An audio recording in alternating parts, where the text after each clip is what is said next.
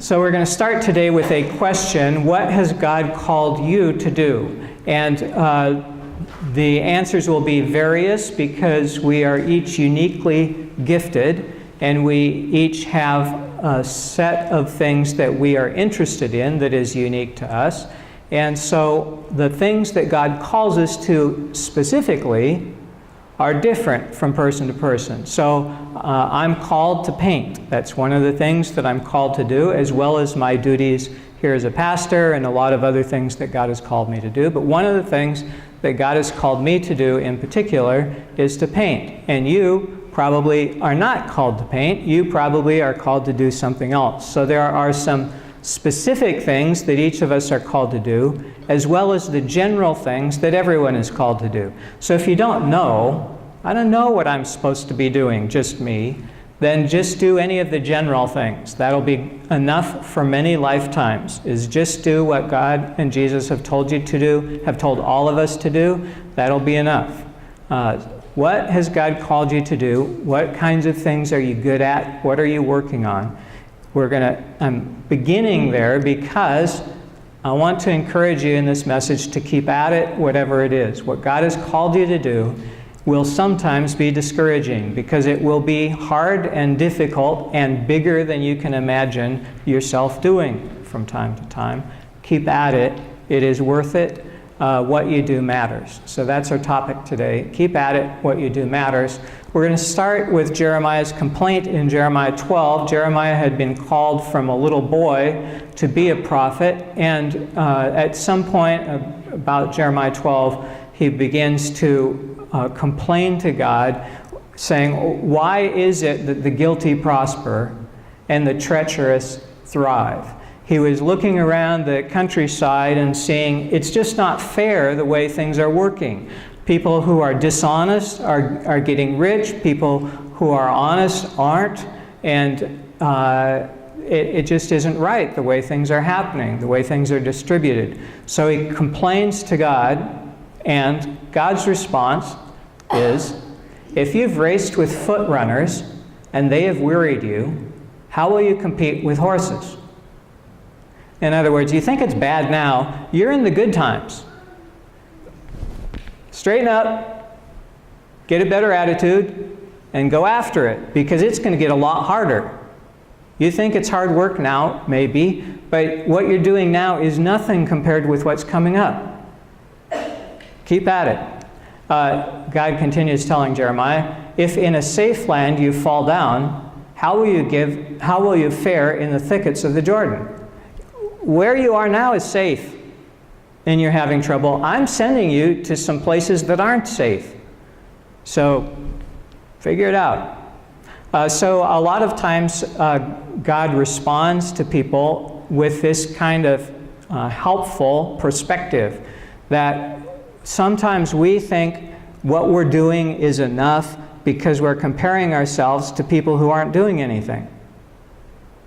But if we instead look at people who are gifted as we are and are accomplishing lots, we can see, oh, there's a lot more possibility than what I'm doing. There's a lot more that's possible.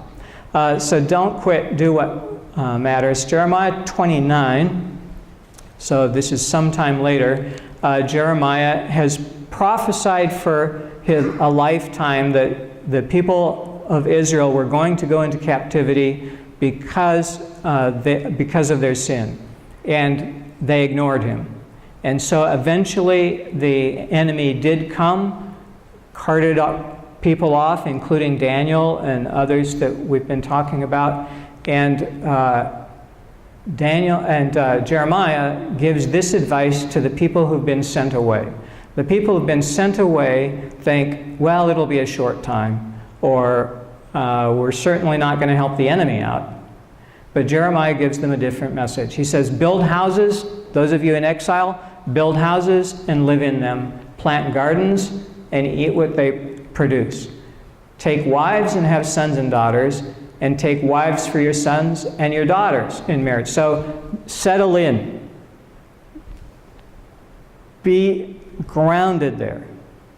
Find your relationships there, not just for you, for your kids and your grandkids. This is going to be a long-term timeout. And you need to bless where you are. Multiply there and do not decrease. So God's intention for Israel in exile was that it would be a blessing. They probably didn't initially think, this is really great. I'm so glad this happened. But God's intention is for them to multiply in exile, to get better. Verse 7, seek the welfare of the city where I have sent you into exile, and pray to the Lord on its behalf, for in its welfare you will find your welfare. So if you are in a particular country, you need to be blessing the rulers and the courts and the people in business, leading in business, even if you don't like them, or maybe especially if you don't like them, because in our country's welfare, that's how you will be blessed. However the U.S. is doing will have an effect on how you are doing. However this church is doing will have an impact on how you are doing. In its welfare, you will find your welfare.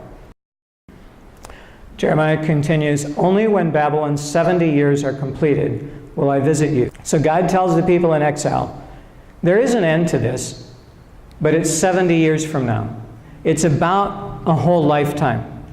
So be blessed where you are and make the most of that.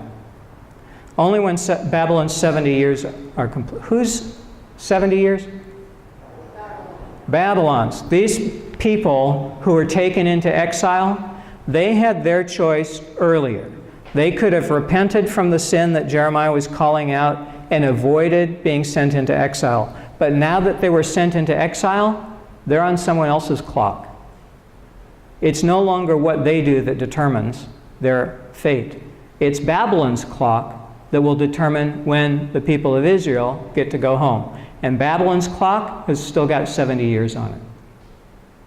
Only when Babylon's 70 years are completed will I visit you, and I will fulfill my promise and bring you back to this place. So the people of Israel in exile are going to go home, but not for 70 years. So we've been reading through the book of Daniel, one chapter a week, and we're up to Daniel 8, and we're going to include Daniel 9 this week. In Daniel 8, verse 1, Daniel says, in the 3rd year of the reign of King Belshazzar, a vision appeared to me. So he has a vision, and it's frightening to him, stunning. He gives an interpretation from Gabriel. And then in verse 27, we hear how he's feeling after having received the vision and heard its interpretation, but he still doesn't understand it very well. He says, I was overcome and lay sick for some days. So there are times when you can be doing exactly what God has called you to do and still not feel great. In this case, Daniel saw the vision God wanted him to see, heard the interpretation God wanted him to hear, and the outcome of that was he was just overwhelmed. Couldn't do anything for several days. And then I arose and went about the king's business. So there's a time sometimes when we need to just rest, take a break, take a time out, so that we can be renewed and refreshed and recharged. This is why the Sabbath rest is built into every week, so that you can not just survive, but so you can thrive for the long haul. Every week you take a break, one day every week, to be refreshed. And in every day, you take some time for refreshment of something that would be helpful. Thank you.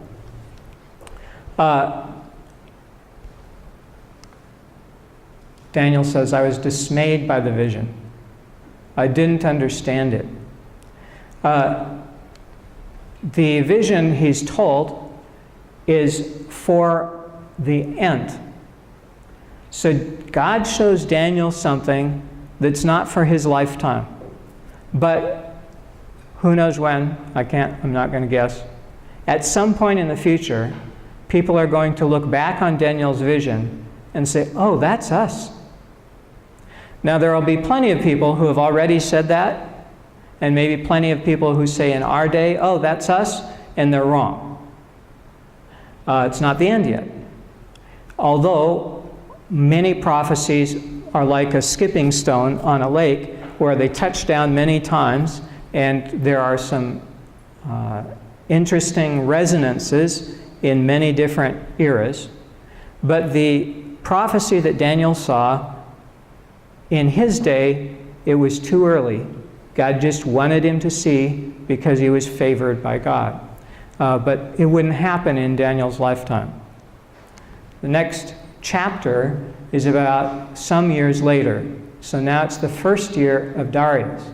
In the first year of Darius, Daniel's reading Jeremiah and reads the number of years that Jeremiah said had to be fulfilled.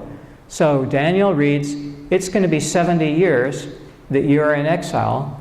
And Daniel says, wait, those 70 years, they're up. It's been 70 years. Daniel's been now 70 years in exile. And so Daniel's response on reading this is he starts to intercede.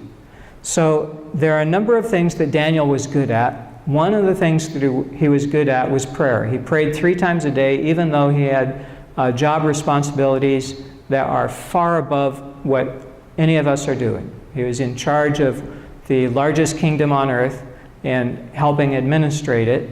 And while he was administrating it, he prayed 3 times a day. So there's no job that you've got that's so busy that you can't follow Daniel's good example of continually reminding yourself, I have to work hard, but it is God who is able to accomplish the things that I need to be working on. One of the things that Daniel's great at is intercession, praying to God on behalf of others.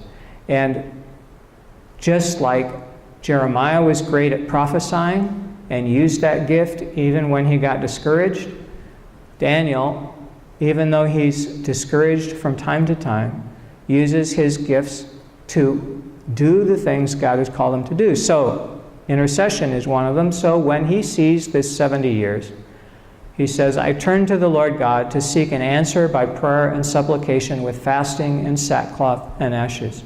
So seeing that Jeremiah had prophesied that it was going to be 70 years, knowing that the 70 years are now about up, Daniel begins praying into this situation. Many times people think, oh, if God promised that, it's going to happen.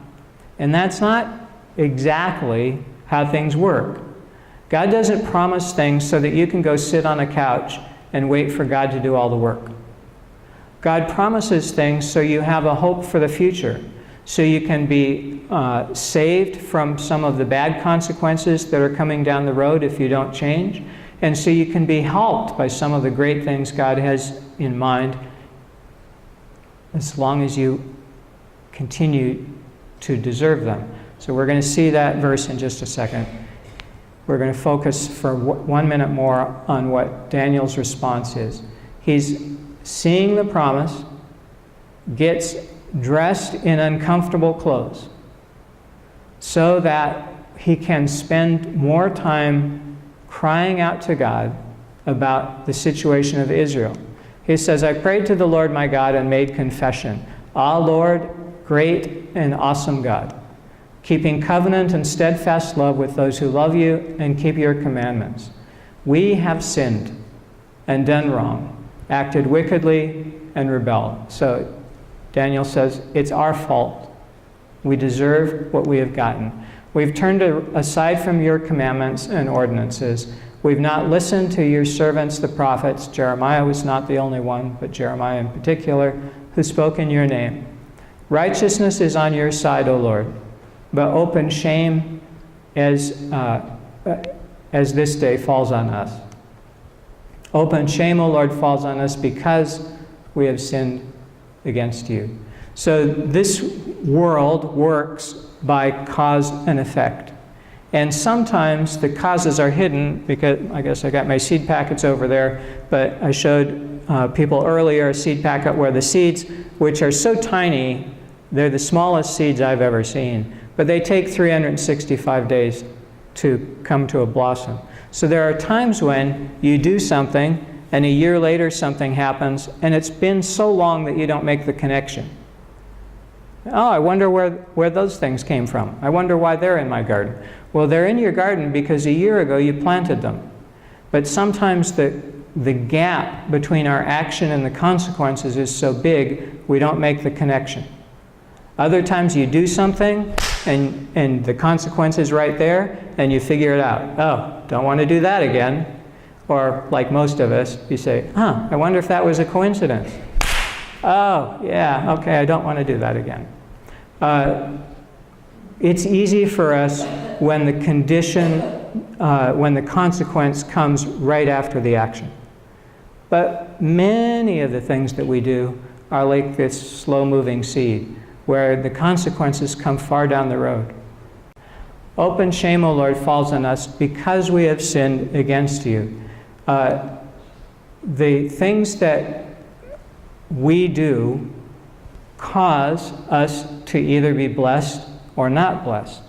And many of the times when we are experiencing something that is negative, it's because of something we've done. Now, the Bible is very clear. You can't argue backwards. You can't look at someone who is in a tough spot and say, oh, they did something bad, and that's why they're in this tough spot now. The Bible is very clear. It doesn't work like that. You can't look at someone and reason backwards.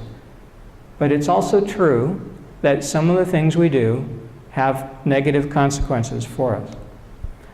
Verse 9, to the Lord our God belong mercy and forgiveness, for we have rebelled against God and have not obeyed the voice of the Lord our God by following God's laws.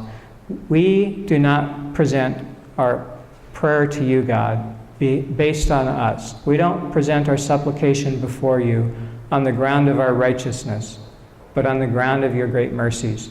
So Daniel, who was exemplary, in other chapters we've seen there was nothing wrong with what he did in his whole life, which I'm not going to ask how many of you are like Daniel in that respect, but I'm just going to guess among the honest people, there won't be too many people raising their hands. Daniel was extraordinary, and yet he doesn't say, it's because of my great life that I know I can trust you. He says, no, it's not my life. It's your great mercy that enables me to call on you and to know that you will act on our behalf. O Lord, hear. O Lord, forgive. O Lord, listen and act and do not delay. For your own sake, O Lord my God, because of your city and your people who bear your name. So Daniel, reading Jeremiah, sees that there's this promise and begins interceding into it. Many people would say, oh, well, no, the promise of God was made. Daniel shouldn't do anything. But that's not how it works. When God announces something, it's a promise that can be seized or forfeited.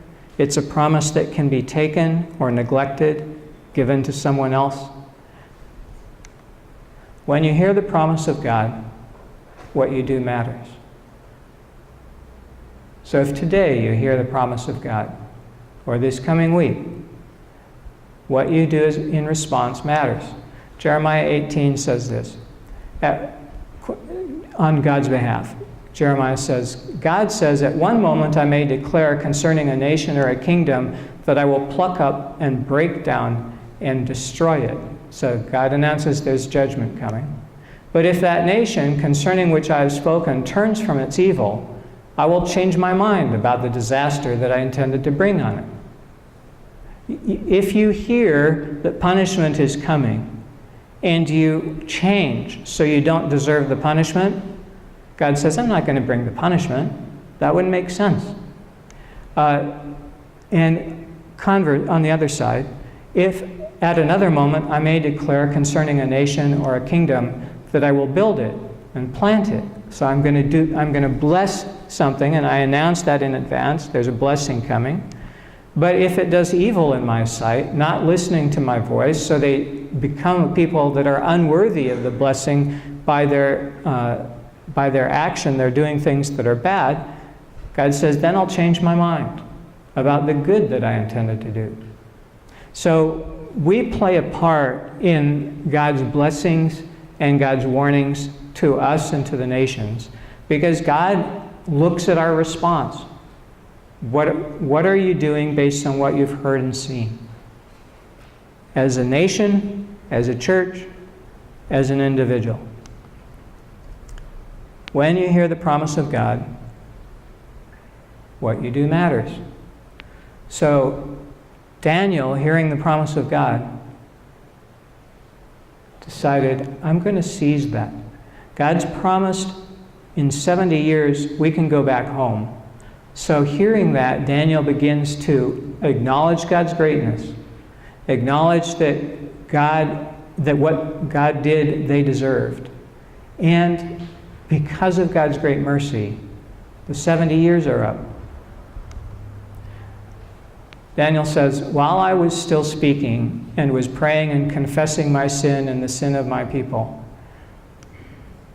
someone came and said to him, Daniel, I've now come out to give you wisdom and understanding.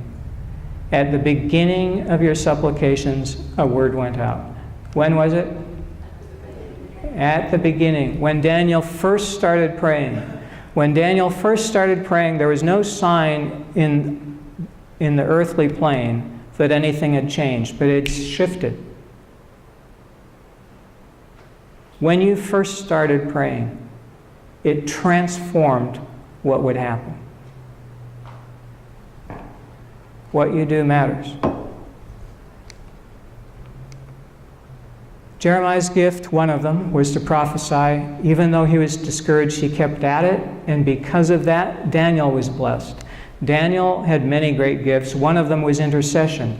Because he kept at it, even though he got discouraged from time to time, the exiles were blessed.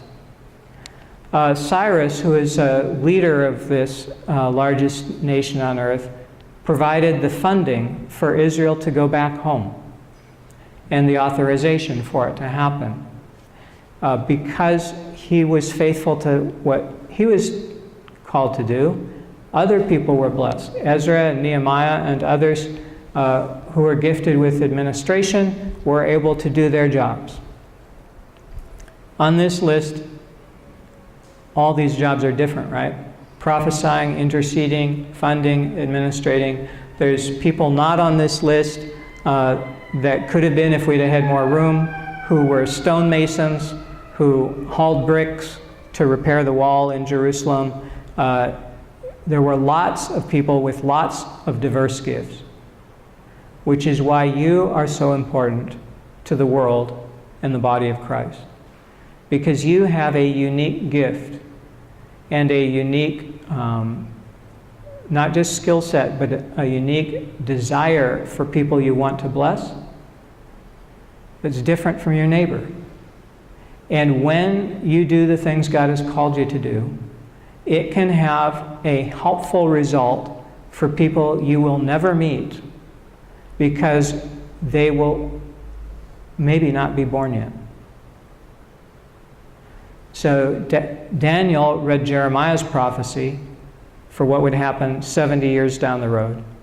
Daniel wrote a prophecy that likely hasn't come true yet, that someone sometime from now will read and be blessed by.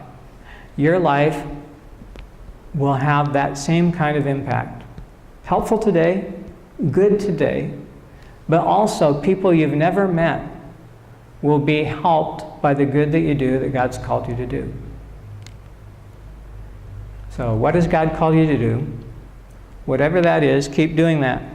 There may be times when you're discouraged and it's okay to take a break. Go down, get in the ocean, go on a bike ride, go on a hike. I seem to be talking about myself. You have your own things that you do. We all need to be refreshed and to take breaks so that we can get back into action on the things that really matter. If you're ready for a change, it's helpful to ask Jesus to be your Lord, to ask God's Spirit to fill you, to read your Bible every day. It has information you can't find anywhere else, and to find a church where you can grow in faith. Most important thing you can do is to do what Jesus tells you to do. Whether you understand it or not, whether you like it or not, just check it out. Say, okay, I'm going to try this. See what happens. And then for those of you who have done those things, take a break if you need to, but keep at it. Keep doing what God has called you to do. There are times when you will say, this is having no effect. And what you've got is that packet of seeds that takes 365 days or maybe 10 years or something. But the seeds that you're planting, they are having an effect. It's just not visible yet. It might be in your lifetime. It might not be visible in your lifetime. But when people come by and see what you've done and the results of it, they're going to be thankful. Just like you can be thankful when you can come across the result of something Daniel did that blesses you now. The result of something Jeremiah did hundreds, thousands of years ago that blesses you now. We're going to take a moment for prayer.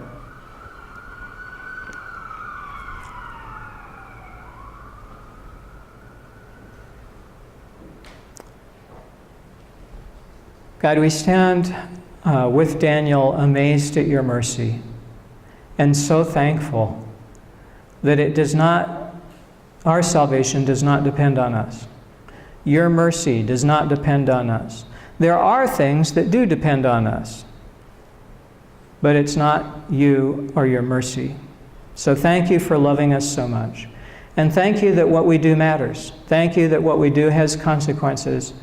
We ask that you help us to do the things that will make the biggest difference in your world, the things that you are calling us to do. We thank you and we praise you. Amen.